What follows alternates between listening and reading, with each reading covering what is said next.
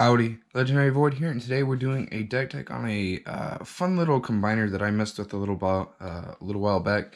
It was my very first deck tech where I paired Dreadwing with Snarl, but today we're going to revisit this fun combiner and pair them with Thrust today. We're going to discuss how these characters go well together and their strengths and their weaknesses, and all the battle cards I decided to pair with him. So yeah, let's go ahead and get into it. Dreadwind is one of the pieces for Dreadwing. He has Pierce 2 in alt mode, 3 defense into attack, and that kind of makes him your first attacker of the game, assuming you can go first. Because you'll want your opponent to swing in a Dreadwing since he's got all that defense built up on him. And again, bot mode, he just lets you combine if you scrap 3 cards. And they're both in bot mode. Blackwing is typically going to be your second attacker after Dreadwing. You're going to have 5 attack, 12 health, 1 defense, meaning that if you do not go first, your opponent will most likely attack into you. And in his bot mode, he lets you scrap 3 cards. If they're both in bot mode, you combine into Dreadwing, and Dreadwing is this bad boy right here. Dreadwing has 7 attack, 24 health, and 2 defense, and he does start untapped with all the damage from the 2 of them. And because he starts untapped, that does give you an extra attack, which is fantastic. Thrust essentially is going to be your juicer for Dreadwing. He lets you tap him and then gives his attack over to Dreadwing. And you can charge Thrust up with things like Reckless Charge or Grenade Launchers or Erratic Lightnings to have Dreadwing essentially just one-shot whoever he wants to. Even if it is a blue deck, Thrust can just skyrocket Dreadwing's attack to really, really high levels. And then Dreadwing, of course, has 2 weapon slots, 2 armor slots, and 2 utility slots, making this deck super upgrade heavy and focused. So we're going to be trying to get as many upgrades on the Dreadwing as possible. So yeah, let's go ahead and get into the battle cards. Alright, so for our actions, the first one we're playing is 2 copies of Treasure Hunt. Upgrade focused, it is an orange pip, and scrap the top 4 cards of your deck and put all upgrades scrap this way into your hand. And since we're running a whole bunch of upgrades, Treasure Hunt is really good. I actually do not own a 3rd copy of Treasure Hunt. I went through my collection like 3 different times and couldn't find a 3rd copy. So 2 is all we're running, but you definitely can run 3 for, essentially you can just swap out some useless card, like Debilitating Crystal or something like that. But I really like Treasure Hunt. It's a fun card. I'm running 2 of those. We're also running another upgrade focused card, which is Equipment Enthusiast, which says draw a card for each upgrade on the field.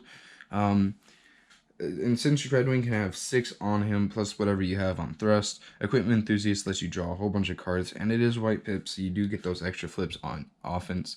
I do not believe there are any blue pips in this deck, so defense doesn't really matter all that much. We're also running 3 copies of Swindled. Since everyone is a Decepticon, you get to draw 2, scrap 2, and then play an extra upgrade for your turn. This just helps you see more cards in your deck. And then it gives you an extra upgrade for the turn. It's a slightly better new designs, essentially. That's really all it is. But of course you're going to run it since we're playing all Decepticons. We're also playing 2 copies of Reckless Charge, which gives +4 attack, and then at the end of the turn, you do 3 damage to the character you gave the attack to. You will only ever play this on Thrust, since you'll be giving all that attack over to Dreadwing. Of course, you're going to be wanting to juice him up as much as possible, and Reckless Charge is a fantastic way to do that. But yeah, it's a really, really good card, especially in any kind of Thrust deck. I believe you should play at least 1 copy of Reckless Charge. And then we also play 3 copies of Supercharge. You're only going to be playing Supercharge on Dreadwing to boost his attack even more, because he's already getting a whole bunch from Thrust and any other upgrades you have on him. Supercharge is an action that does that. So of course we're going to play 3 copies of that. We also play 2 copies of Ramming Speed, which lets you scrap an enemy upgrade. Helps you get past force fields, get rid of your opponent's upgrades that are dealing a lot of damage to you. Like Mining Picks, for example. But yeah, really good card. We're only playing 2 of those though. And we are also playing 2 copies of Peace Through Tyranny. You're more than welcome to swap whatever you want out for a 3rd copy of Peace Through Tyranny. We're just playing 2 though. It's the double oranges that really, really matter. And the last action we're playing is 1 copy of Steamroll. In any kind of deck where you just do a lot of damage, you're going to be probably wanting to play at least 1 copy of Steamroll. Especially against certain combiner decks like Aerial Bots, where you can do excessive damage to the low health characters. It's really, really good, but it does not have a pip, so that's why we're only running 1 copy of that. And yeah, that's all of our actions. On to the weapons. First weapon we're playing is 3 copies of Grenade Launcher, naturally. You probably only play these on Thrust, and we're running 3 copies of them just so you can more consistently put them on Thrust. But once you get one onto Thrust, and assuming it stays on there, you can put the other 2 onto Dreadwing to boost this attack even more, giving it like plus, like, what is that, 15 attack or something like that? It's ridiculous. But yeah, 3 copies of Grenade Launcher. We also run 2 copies of Erratic Lightning. It's plus 3 attack and minus 1 defense. You can play these on Thrust, mainly on Thrust for when you can't draw into the Grenade Launchers. You can definitely play them on Dreadwing. It's just a little bit iffy since he lowers the defense.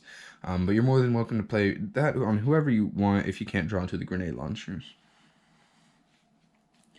And then we also play 3 copies of Flamethrower to get onto Dreadwing.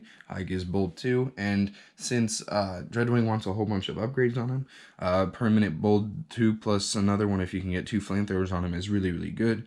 And that's why we're playing it over something like Power Punch. We are also playing Mining Pick, which lets you get rid of the double orange pip cards from your hand, where they can be used for more attack. We're only playing 1 copy of Mining Pick because, you know, I still don't like Mining Pick all that much. I know it's a really expensive card, but just 1 copy of it seems fine to me. We're also playing 1 copy of Enforcement Batons, which lets you scrap an enemy weapon when you put it on someone. It is a green pip, so it lets you pull it to your hand whenever you need to after battle, and gives you plus 1 attack plus the orange pip, so I feel like at least 1 copy of that is definitely warranted. On to the armors. Naturally, we're playing 3 copies of Improvised Shield, the double orange pips only. The tough one does not matter because, again, we do not play any blue pips. We play 2 copies of Rapid Ascent, which says when you put this on a ranged character, your opponent chooses a card from their hand and scraps it. It gives plus 1 defense, so it kind of helps Dreadwing to stay alive for a little bit longer. You can play it on Thrust too if he's your only character left and Dreadwing has long died, to keep Thrust alive a little bit longer. It's a little bit of hand disruption, and since we're running all ranged characters, you might as well play at least 1 or 2, and since you can have 2 of them on Dreadwing, it's definitely okay to run at least a couple of these. We also run 2 copies of Bashing Shield, which lets you scrap an enemy armor, preferably like reinforced plating, sparring gears, or even evasive maneuvers and force fields, just to deal more damage and get past those limitations that they have set for you. And the last armor we were playing is 3 copies of Force Field, because we are not playing any blues. You want to limit the amount of damage your opponent can deal to you, and especially if you're playing stuff like Erratic Lightning. The minus 1 defense can definitely be really annoying, but the Force Field kind of helps negate that just a little bit. And that is all of our armors. Let's get on to the couple of utilities that we play.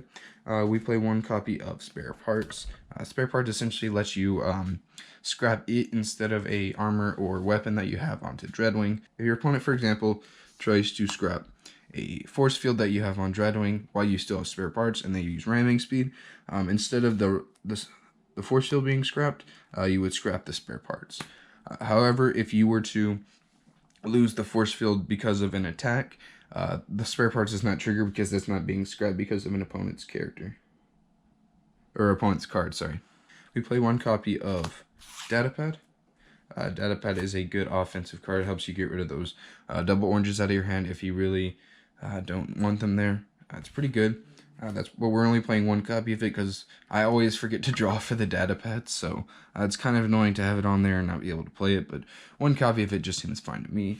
And the last one we were playing is a Debilitating Crystal. It basically puts an upgrade on your opponent's hand, from your opponent's character back into their hand once you attack them. It's very good disruption, and it helps you to force your opponent to have to replay that card down.